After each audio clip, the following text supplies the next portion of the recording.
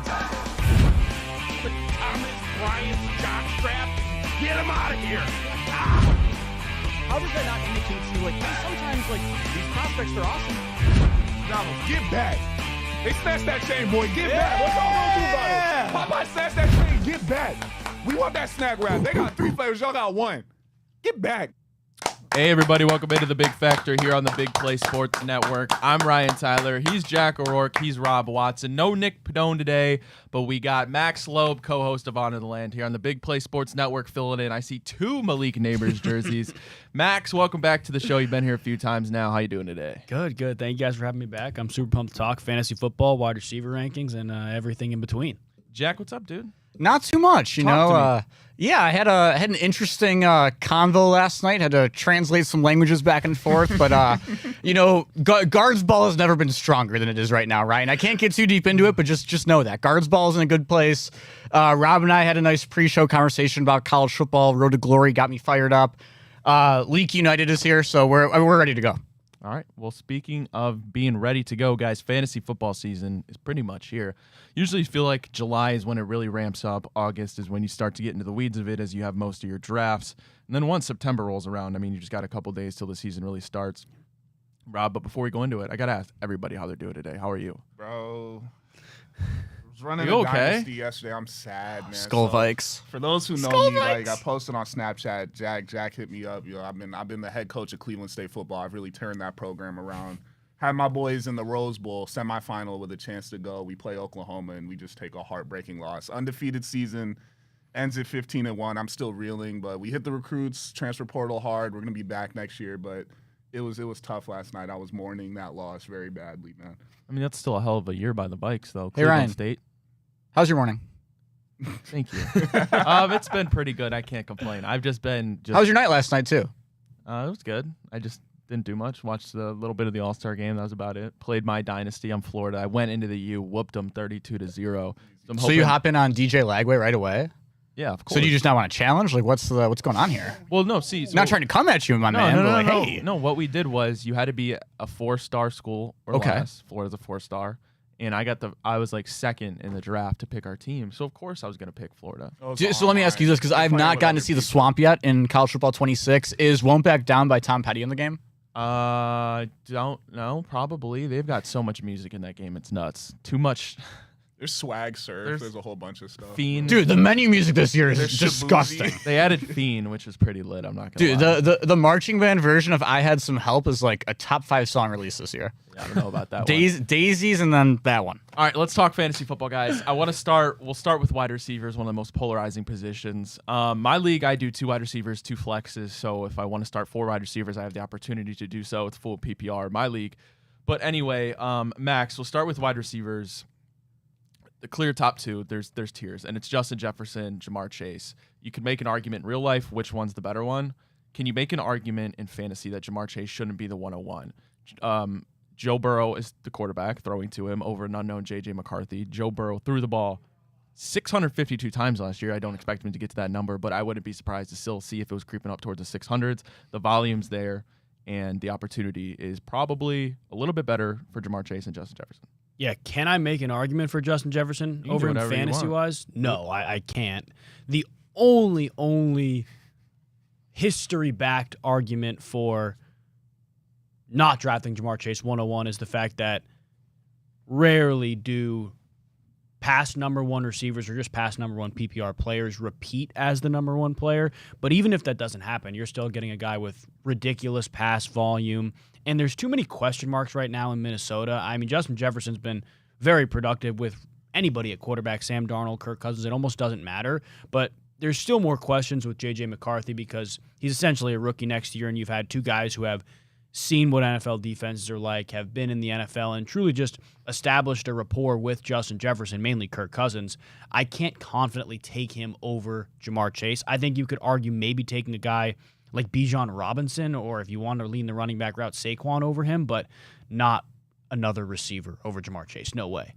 Yeah, I completely agree with you. CeeDee Lamb, a lot of people have as the 3 receiver. Then you go into the tier of your Puka Nakuas, Malik Neighbors, Amon-Ra St. Brown. Then probably towards later end of the first round, Nico Collins, Brian Thomas Jr., A.J. Brown. A.J. Brown's an interesting one because the talent is undeniable, But again, it's the passing volume is going to be so critical. Jalen Hurts threw the ball, I believe, less than 400 times last year. But that speaks to A.J. Brown. He's still able to be a top 5 in terms of production. And I couldn't imagine A.J. Brown on an offense like the Bengals. That would be a cheat code. It would be unbelievable. And I also worry a little bit about the volume with A.J. Brown, especially like where he's being taken. There are other guys who I'd feel more confident in just purely based off volume. A guy like Brian Thomas Jr. I know Malik Neighbors is slowly sneaking into that top 12-ish range, but if you're picking at the end of the first round or the turn early second round and you're deciding between Malik Neighbors and A.J. Brown, I would lean Malik Neighbors solely based on the fact that the Giants are going to have to throw the football more, even though the quarterback situation seems a little bit more up in the air. Another guy around there, though, that not a lot of people talk about is Tyreek Hill. I think last year you look at the dip in production that was mainly due to Tua not playing a bunch of games, and you worry about him continuing that, and you see the raw numbers, and you say, okay, does he just not have it anymore? Is he slowing down? And I think it's pretty clear to see when you turn on the film that's not the case. And now the main fantasy pass option, I guess, in that offense, Jonnu Smith, isn't there anymore. So I see Tyreek Hill getting drafted late 2, early 3rd, and I love the value there on a guy who's been utterly dominant in fantasy football just 2 years ago. How do you guys feel about Drake London this year? Because I feel like that's the guy where he's going to have his opportunity to kind of like spread his wings a little bit. I watched quarterbacks this season, and I was watching. It was really sad to see Kirk Cousins' journey with all the injuries and what was going on.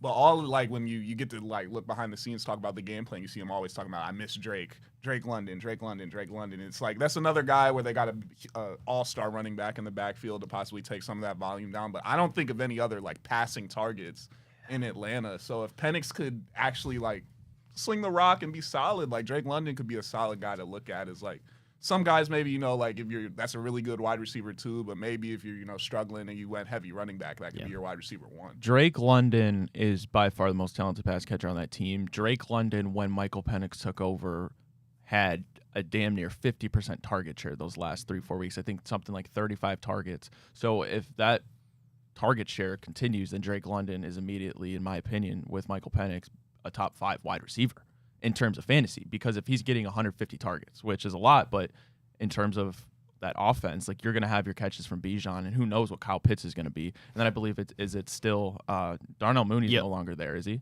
Yeah, it is Darnell Mooney. He is still there. Okay. No, they had Hodge out but there. At that point, with Michael Penix, Exactly. if we see the OG guitar celebration. if we see Michael Penix have anything like a year, I'm not comparing him to Jaden Daniels, but in terms of success and he's able to sling that thing, Drake London will be top 5 in targets, in my opinion. Yeah, and what I watched Atlanta do a bunch last year, I mean, you guys all know Drake London as this big-bodied, like, outside wide receiver. They placed him in the slot a bunch. He's so fluid, though, with that route running, man. Like, he's very good.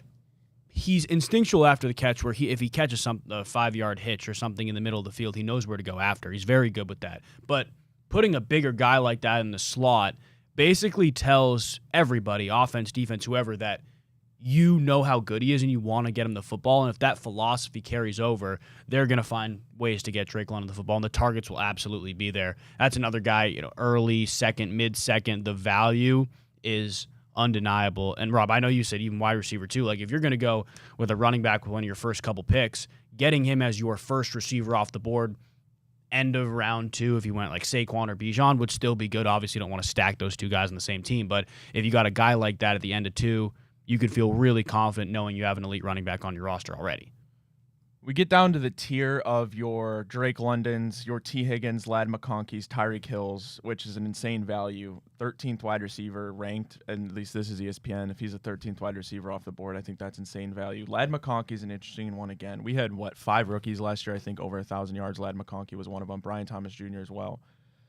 Same thing with kind of Drake London. I don't think they're going to pass the ball as much as the Falcons. If anything, Harbaugh, you know him, and he's going to run it.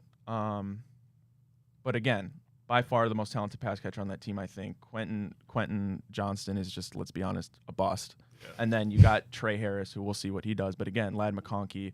First rookie I would target Ladd. I think he's super talented. And again, if he can get a 25%, 23 to 25% target share, again, I think that's 150 targets. They still got to throw the ball. I think everybody is really gung-ho on the Chargers run game, and they should be. Like, Najee's a solid player, and obviously they have Omarion Hampton. I also think people forget they signed Mekhi Becton this offseason to bring up their offensive line even more when it made absolutely no sense to do it. Harbaugh loves to run the ball.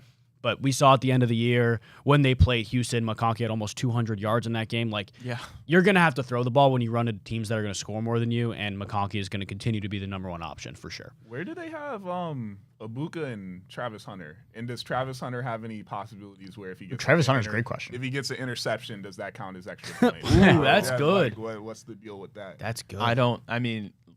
He's going to maybe have to usher in a new fantasy role. Yeah. Or what if you get married? Like, if you take Hunter, you automatically get the Jaguars defense or something like that. Ooh, I don't want that. No, I wouldn't either. I'm just saying what maybe that's like, the if he's price you got to pay. If he recovers a fumble or forces a turnover, I feel like you should get points. For Yeah. that. Some leagues do individual defensive players, but I've never. You'd have to be a personally done it. nutcase to do that. I've never personally done it. I've done one league with IDP. It's very cool, but it's also it's a crapshoot in terms of what you expect out of your players and who's starting, the matchups, all this stuff. You can do a lot of research for it, but it's even more of a crapshoot than normal fantasy football is. I mean, are you losing sleep over D tackles? Like, how? Like, but the thing is, they're 2 or 3. You want at least edges. Yeah. So my league did DB, linebacker, D line, and from what I can remember, I remember I had teams with T.J. Watt, Xavier McKinney, and those guys still weren't touching even solid performances in terms of fantasy points from running backs, receivers. It's not a ton of points, but if it's a close game, it does matter. That's kind of weird too. If it's linebacker and it's point per tackle, this is a throwback, but Joe Schobert used to get a 10 tackle game. That's not someone who jumps off the page at you, but No. they might not even be that effective, but that's that could be a couple points for you on the board. So, Any thoughts on this bunch of wide receivers? You have Rashee Rice. I have no idea how to make the Chiefs passing game out. Terry McLaurin, who knows what's going on with his situation. Ooh, yeah. Jackson Smith and Jigba, the wide receiver 1 in Seattle with Sam Darnold now. Mike Evans is always a discount, wide receiver 18, ranked ESPN. And then Garrett Wilson, Marvin Harrison. Garrett Wilson, talent, undeniable. Justin Fields is your quarterback. That's the issue there, and it's been the issue for Garrett Wilson his whole career. And then Marvin Harrison, a bit of a down year. I know it's his first year, but in terms of where he was drafted, his hype last year.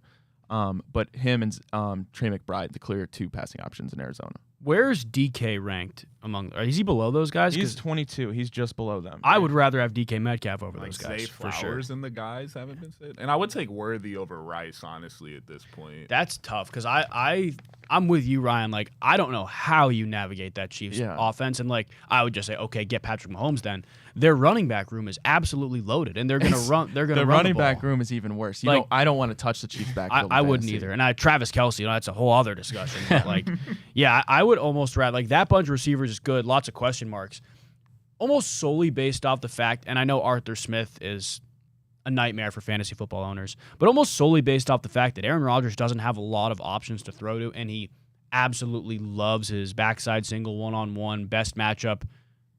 Just take DK Metcalf. What's the worst that could happen? Pickens was solid last year, and I think DK Metcalf right now probably a better player than George Pickens. Just take your chance. Why not? All right, let's take our first break. When we get back, we'll keep the fantasy talk going. We're going to flip over to quarterbacks. We got to do running backs, and we'll go quick through tight ends when we get to there. But we'll be right back on The Big Factor.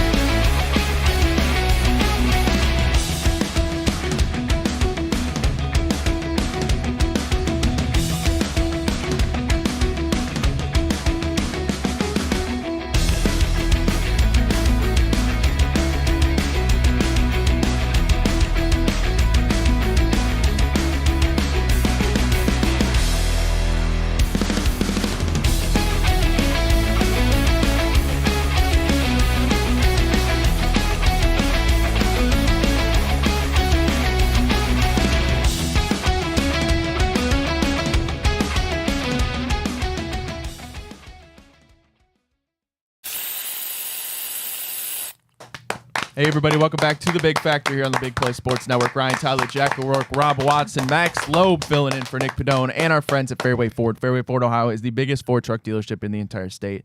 They have the largest selection of Ford F-150s and Super Duty trucks, and they won't be beat on price by any other Ford dealers. Employee pricing for everybody. You pay less than what they pay. Pre-tariff pricing on all Fords. Over 500 vehicles in stock on their lot. There's never been a better time to buy. There's never been a better time to drive down to Canfield, save thousands of dollars on your dream vehicle. Fairway Ford, the largest inventory of new Ford trucks, the lowest pricing, and same hometown level of service.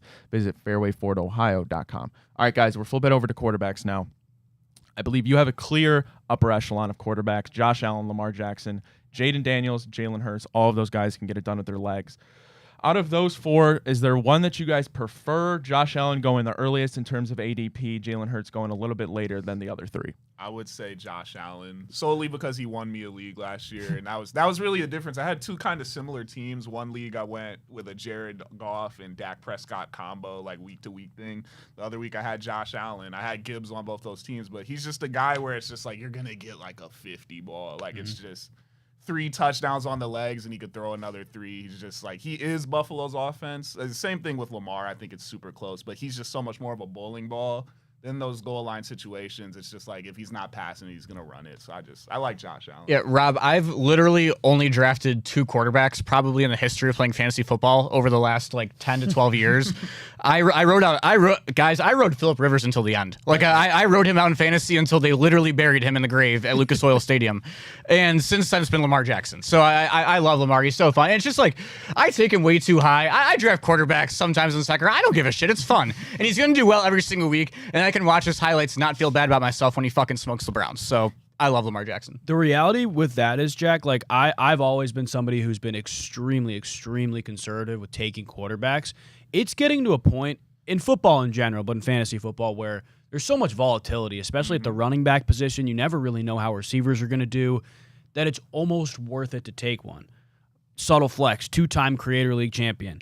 Last year, my team, I was like, I got a zig when everybody else is zagging. I took Josh Allen in the second round. And I love that. Like, I've never done that.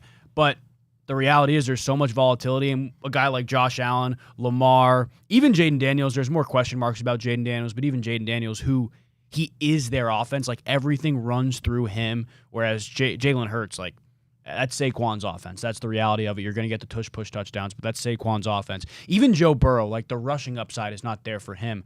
I'd feel more confident in a guy like Josh Allen, who is the offense, a guy like Lamar Jackson, who is the offense. And at that point, I'd lean towards durability. So I'd lean Josh Allen before anybody. Yep. But if you're taking a quarterback that high, you better be confident in their durability and the fact that they are the team's offense. And I really think there's 3 of those guys out there. He's a tank, man. He's like 2015 Cam Newton, just in Buffalo. Yep. Quick question for you guys. Yeah. So the list I got here, looking at this is quarterback VORP rankings on The Athletic, value over replacement player. So like they're your war for fantasy football, kind of, if you will.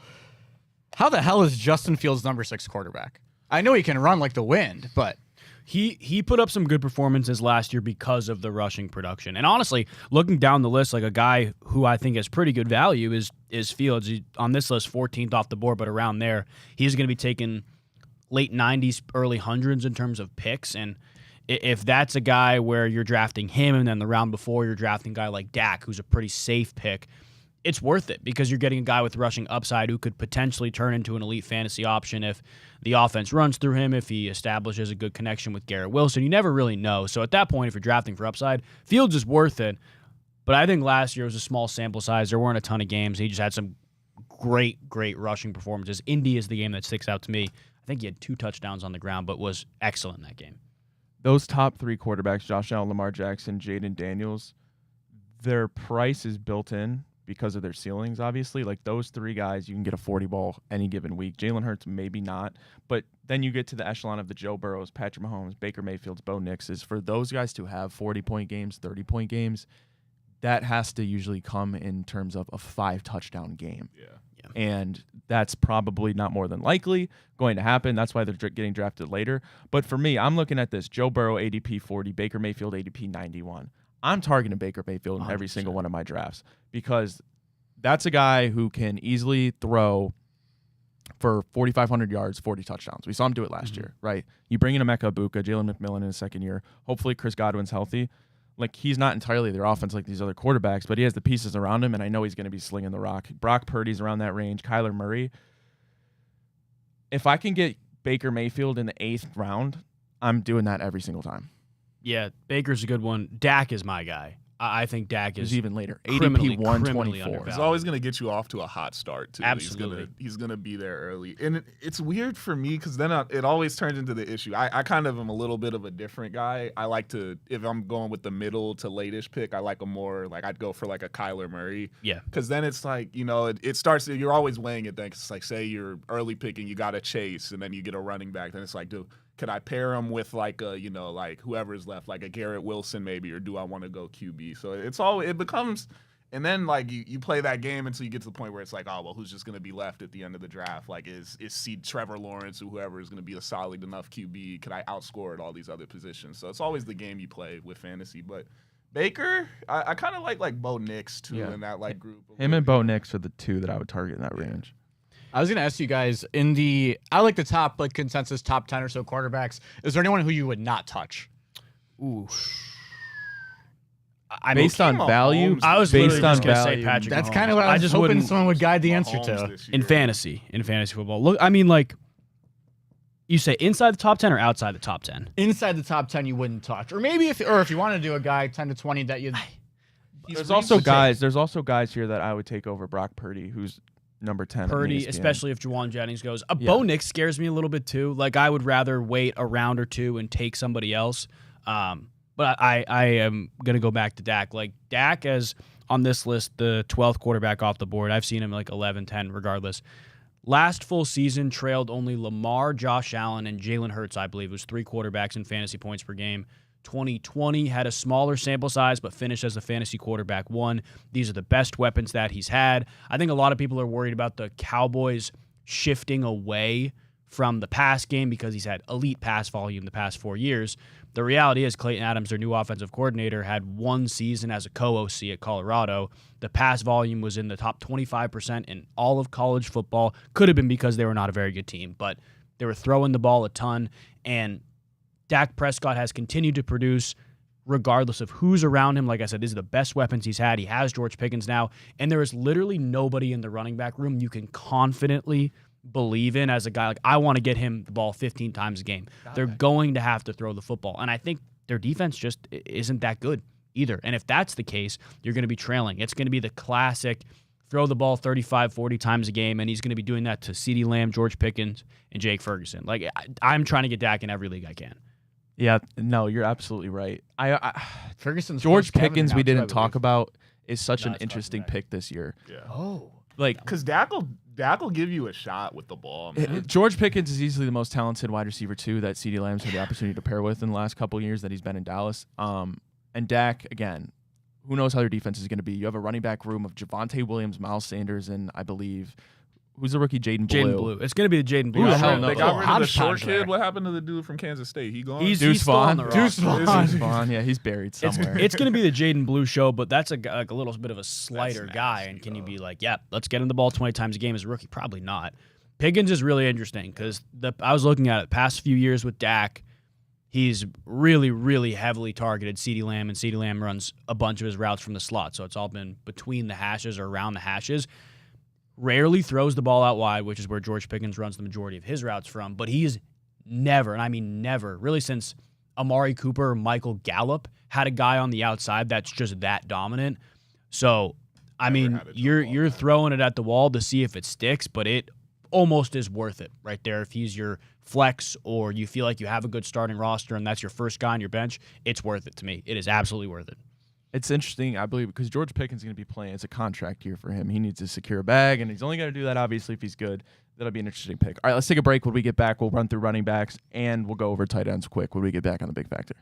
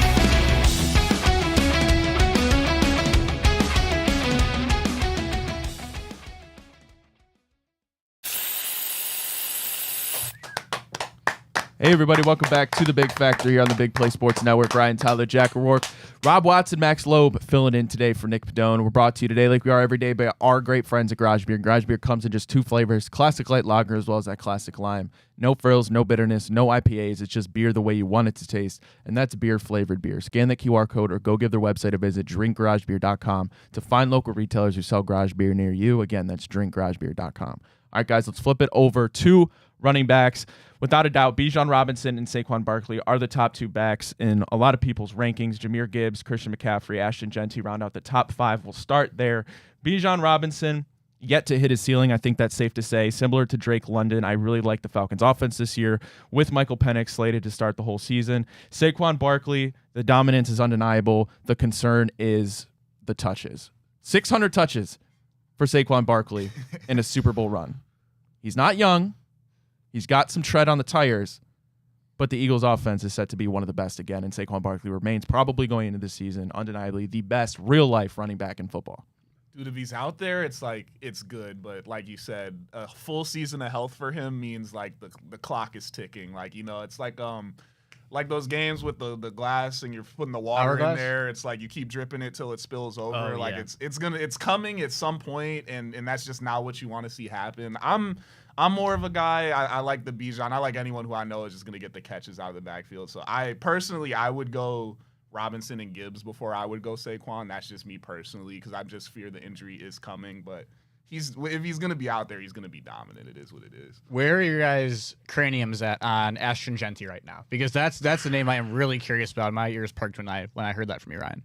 I mean, you got a young kid. We've seen running backs at the one position. You can come in as a rookie and be one of the best immediately. And Ashton Genty, I think the talent's undeniable. Bring in Pete Carroll. They're planning to run the hell out of the ball. I can't argue that he's probably going to be top 5 in touches in the entire league, to be honest with you. I don't know exactly how that offense is going to run. Obviously, it's a new regime there, but I think it's a safe pick. Any young running back that's slated to come in and immediately be a workhorse like Ashton Genty is, I don't think you can go wrong. Hype will be high, but I think a sleeper, more value pick for a rookie running back would be Hampton. I think, like, if you want to wait and you want to go with a rookie running back, you know, it's going to get a lot of touches with a coach that likes to run the ball. I would be looking more at him and getting a more solid veteran guy who you know is going to really just show up than Genty in that round 1 type area. I agree. I mean, I like Genty in round 1, late round 1 still, just because he's going to get the ball so much. Geno Smith also loves to check the ball down in the pass game, which is important to note. Will Genty be out there, pass downs? Who knows? But, yeah, Omarion Hampton, he reminds me a ton. Well, that backfield reminds me a ton of the Dobbins-Edwards combo. Like, Gus Edwards is a bigger guy who was much less explosive than J.K. Dobbins last year, and when both of them were on the field, it was clear to see that Harbaugh favored the more explosive guy, and the more explosive guy was just better. And, I mean, for all I care, that could be a top 5 offensive line in the NFL that you're running behind. So I think Hampton will fill that Dobbins role, if you will, and be explosive. But I still trust Genty late round 1 just because he's going to touch the football so much. I think that Raiders team is still going to be pretty solid. Like, I think they're going to be in games. They're not going to get to a point where they have to abandon the run. And I think it speaks volumes to what the Raiders believe in with Ashton Genty, that they took him. That first pick of the new regime, they said, let's take a swing on a running back at, 6? It very, very clearly says they like Ashton Genty, and he is a big part of their future. Does anyone fear the ghost of the infamous touchdown stealer, Raheem Mostert, in that Las Vegas Raiders backfield? Boilermaker legend. I didn't even know he was there, to be honest with you. A little bit. But at the same time, is he, I mean, he's just an ageless wonder, though. He's been doing it for a while. But, you know, but that could be someone they look to more in like a pass catching scenario. Or if Genty's good at blocking, I don't know his full game, but, you know, it depends. I also think the touchdown stealer thing came as a result of Mike McDaniel, because he loves throwing out different running backs and different personnel groupings. Like, there were multiple times where they were both on the field. They, as in him and Achane, were both on the field, and Achane was a slot receiver. Like, you're not getting that with Ashton Genty. I think in goal line scenarios, if Genty is that good, he's still going to be out there if he gives you the best chance to get a yard or two. But it's definitely worth keeping in the back of your head. And I will always say, when you draft running backs, get their handcuffs later on, especially if you're taking them early. But I'm not that worried. Maybe the most polarizing player this year, Christian McCaffrey, it's the health. And he should be fully healthy going into this year, but the issue is how many games will he play, because, well, Christian McCaffrey has a history of getting hurt. But if you were to tell me at this time next year that Christian McCaffrey led the entire fantasy world in points, I wouldn't be shocked in the slightest. That 49ers offense right now is so confusing. You lose Deebo Samuel. Brandon Ayuk's coming back from an ACL tear. Jawan Jennings now requests a trade or an extension. Ricky Pearsall got shot last year. Absolutely insane. He's coming back. And then Demarcus Robinson, newly acquired, is facing a potential suspension for a DUI. It's George Kittle and it's Christian McCaffrey, two pieces of that offense that are not going to go away. And Christian McCaffrey, obviously, when healthy, maybe the best running back in the NFL over Saquon Barkley. It's hard. But at the same time, Christian McCaffrey is undeniably productive. And when he's on the field, the pass catching upside is ridiculous.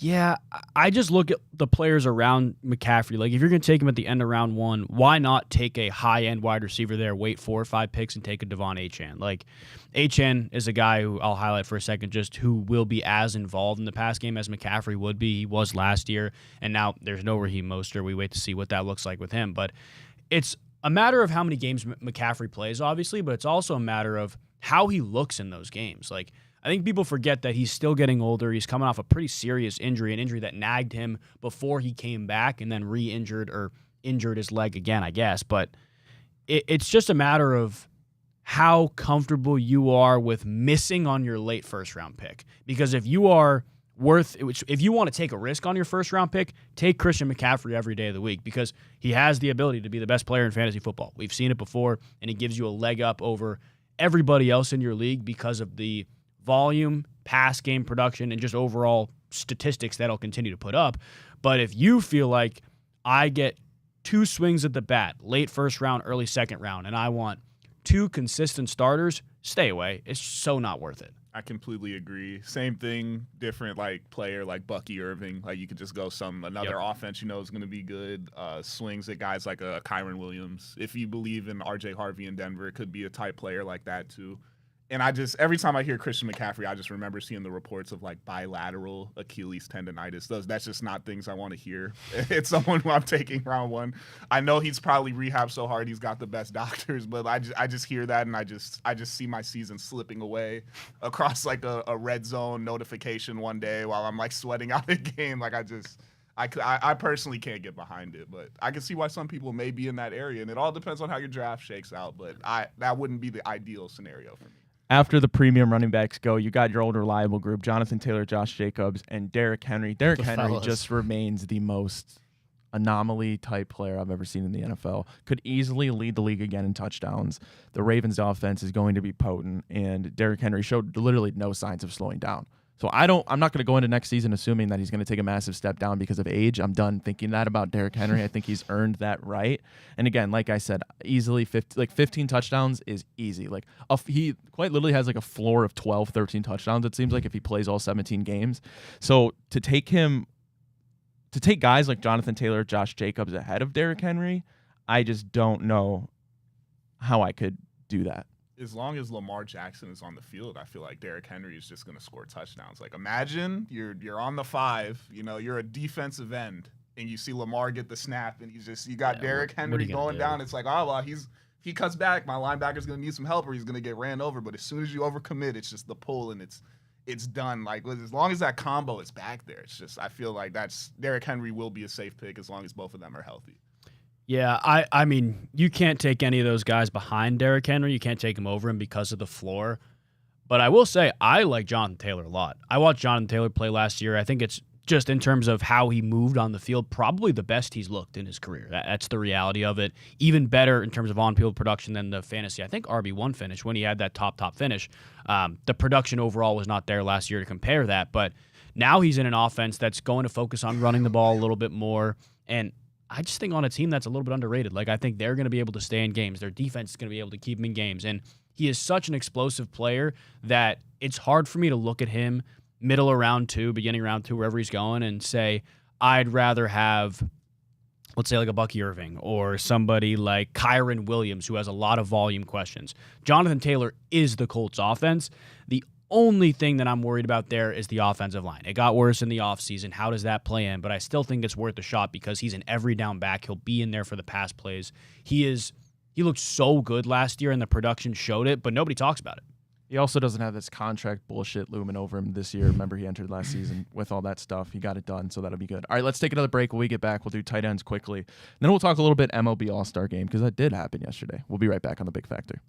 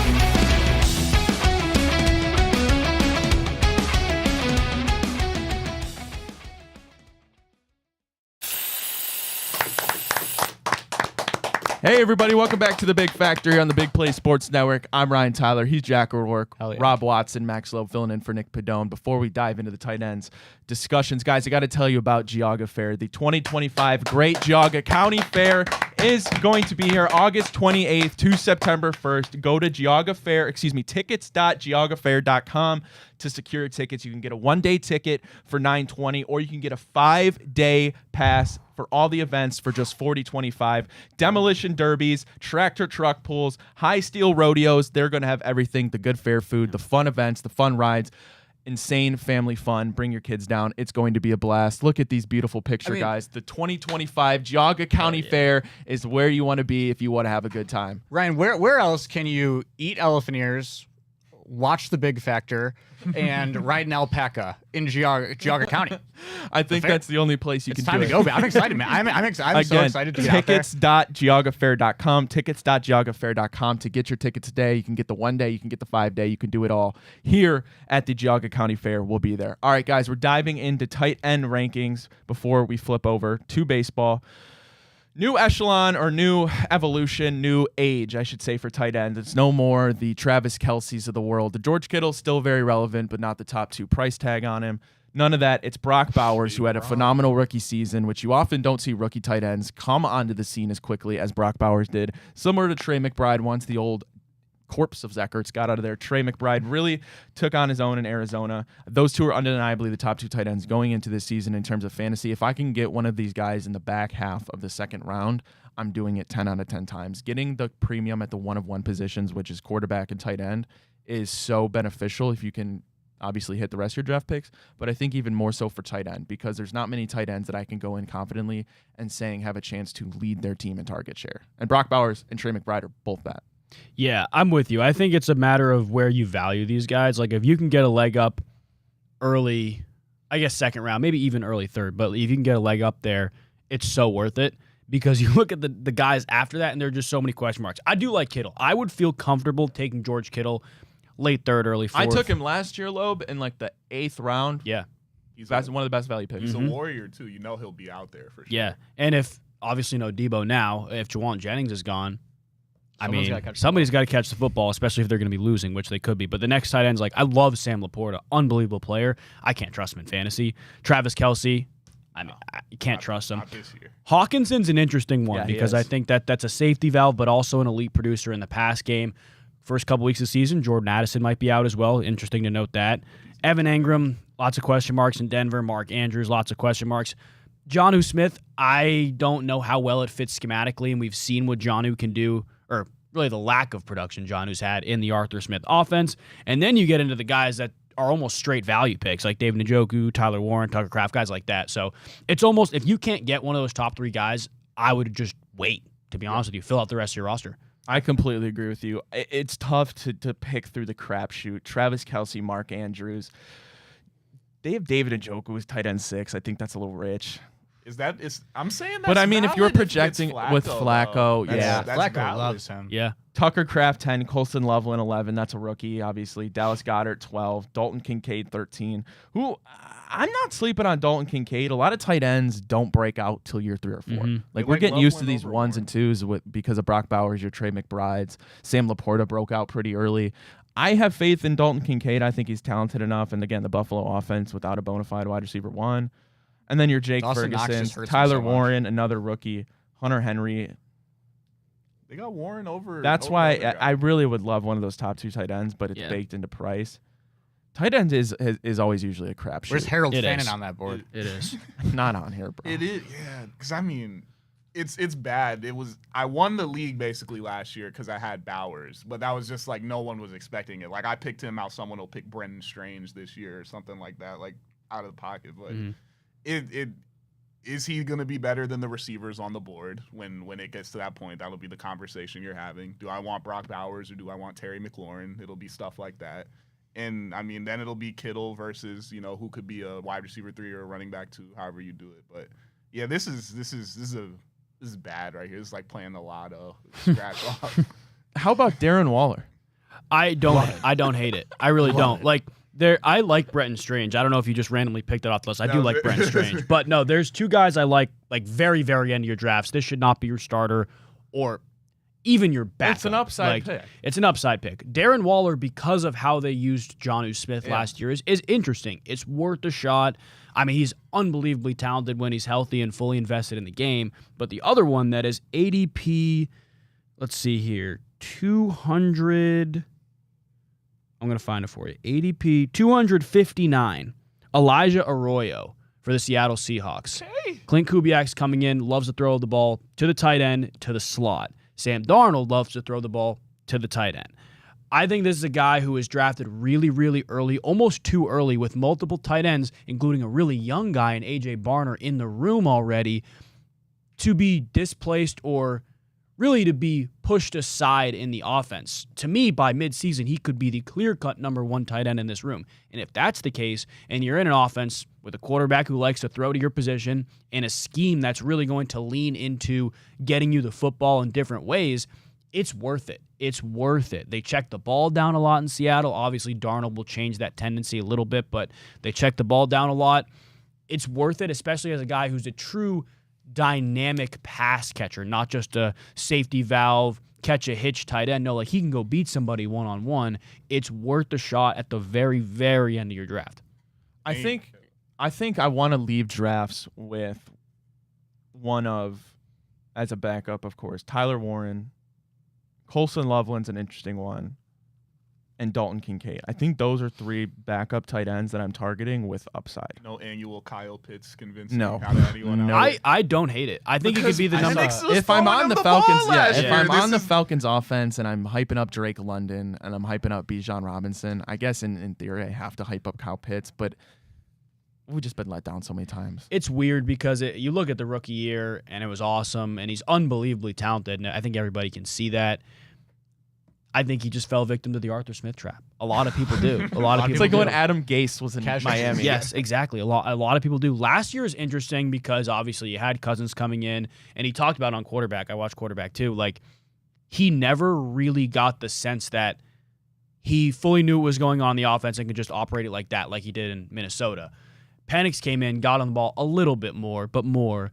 Now a full offseason with Penix, this Falcons staff seeing how good he is. I don't think it's crazy to expect them to try to manufacture touches for him in new ways. I really don't think it's that crazy, and I don't know if I'm confidently drafting him in the 7th or 8th round, but if I'm looking for a backup tight end, I already got a guy I feel really confident in, like a top 3 tight end, and I want an upside-oriented pick. You can lean a rookie. I love Daniel Jones. I don't know how much I can trust Daniel Jones throwing the ball at Tyler Warren, but I think it's almost worth it just to take a shot at Kyle Pitts if he's your backup. Zach Ertz. Zach Ertz needs to get out of Washington so Ben Sinnott can come onto the scene, similar how when he left. How about this a name for you guys? Ben Sinnott. He's Washington's tight end. Washington's tight end. And so that's a name to look out for, similar if Zach Ertz can just get the hell out of there. I drafted him last year, thinking the same thing. Maybe this is the year he gets the hell out of there. It's like a Santana Manzardo type thing we got going on. It's like when Zach Ertz 5 targets when Zach Ertz left Arizona and Trey McBride broke out. That's exactly what it was. But they clearly have plans for Zach Ertz in Washington. Otherwise, he wouldn't be there. Crazy to believe we're just weeks away from training. I feel like my ball Zach Ertz is always one of the best fantasy. That is a good fantasy name. So you don't want that to die out. It's a classic. Jack, we got a couple minutes before we get out of here. All-Star Game did happen last year. Yeah. Or excuse me, last year. It did happen last It year. did happen last year. But this year's All-Star Game happened yesterday. The NL came away with the victory in a swing-off. But Stephen Kwan, a hero in the bottom of the ninth, or top of the ninth, I should say. Your thoughts in general? Yeah, I don't have a ton of thoughts on the All-Star Game. I do want to talk to Guards admin real quick if they have a quick second. I don't know if they're tuning in on the Bird app this morning. But we really got to kill the whole guards ball stuff, guys. I'm totally done with it. Like, they tweeted out a video of Stephen Kwan hitting a ball exit velocity, my dick, down the third base line, and he beats it out to first base, which is awesome. Like, Stephen Kwan is a great player. He always hustles. He does embody the city, and in a way, he does embody what guards ball is supposed to be. But I think we need to figure out what guards ball is, because, like, when we're on the most national stage there is, short of the World Series, the All-Star Game, and that's like the biggest thing our team does the whole entire day, and we put out this is guards ball, like, I think that's a little bit embarrassing, right? I don't think that's too much to ask for. I think maybe like guards ball would be like if we had the guy who hit a ball into the friggin' stands or something, you know? Like that doesn't happen. But and I will say this though, love the swing off at the end. That was a pretty cool way to end the night. Have no clue who the hell that dude on the Rays was, though. Don't know how he got in there over Aaron Judge. The last dude, what was going on? Do you know what that is, Joey? You're a big baseball fan. I'm a big baseball fan. Did anyone know who that guy was on the Rays?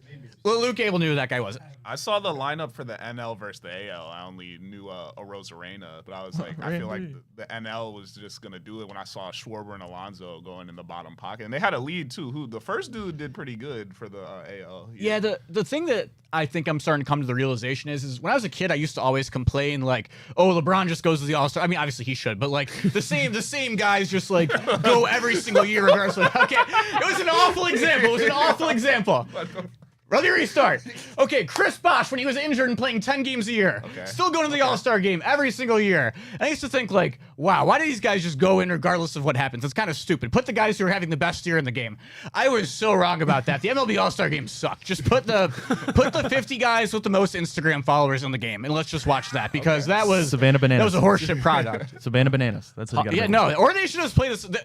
Okay, that's Harlem. a good question. That's what I was literally just going to ask. How many years until they play the Savannah Bananas in the All-Star Game? You took the words out of my mouth. That's what I was going to MLB ask. versus like a Harlem versus Washington If Generals. they do that, That'd be tough. if the All-Star Game ever devolves, and let me make that very clear, devolves into the MLB versus the Savannah Bananas, I'm coming for you, Rob Manfred. Watch out. Jack, I love the passion. We got to get out of here. We're going to do a Mario Kart draft, but we don't have time. Real quick, your favorite Mario Kart course. Oh, I'm going to go Bowser's Castle. Oh, that's a great one. Am I lame? I was gonna say Moo Moo Meadows. I Meadows love is Moo Moo tough. Meadows. Moo Moo Meadows I'm gonna is go tough. Coconut Mall though. I love Coconut Mall in the theme song. Coconut Mall was tough. Could we also do favorite fantasy football punishment on the way out the door too in honor of this episode? Yeah, Mario Kart. I like Rainbow Road. I think everybody hates it because it's hard. I like Rainbow Road. I like the challenge. Favorite fantasy punishment. I got two for you. One thing I've really been pushing for my league to do is the cage. Nobody wants to do it, but I've really been pushing for the cage. I do it for the Big Play League. Do you? Yeah, no, we should. I think that would be great. I would Make do for it. great content. But yeah, no, I think the cage is entertaining. I think it'd be funny, but I've seen a lot of fantasy punishments where somebody has to go make a lemonade stand at like the side of the street, and it's a grown adult selling lemonade. In a hot summer day, people are going to want to buy lemonade, right? I think you should do that. You set a financial threshold, like you have to make a certain amount of money selling. But in the summer, instead of lemonade, you do hot soup. I think you try to sell hot soup in the summer until you make like $500. I think it'd be awesome. Think about it though. When the football season ends, it's just like January. Imagine us being like, all right, just sit out there for an hour and try and sell lemonade. Yeah, that'd be if good you too. sell $10 worth, you can come back in. I'm a fan of last year's where all the TikToks where the dudes would be like, oh, 3 reasons I would be an awful boyfriend. And it's just like, I would give her too many cuddles, and they're just like in an open space doing it. Like, I love instant shot like that, and then it'll be a funny video to keep forever. So. I'm a massive proponent, and this one really isn't that funny if you're not 9 years old, but I haven't gotten past this point yet. When you make someone take a blow-up sex doll to BW3 and just sit there for a meal, it'll never not be funny. I'm sorry, it's really funny.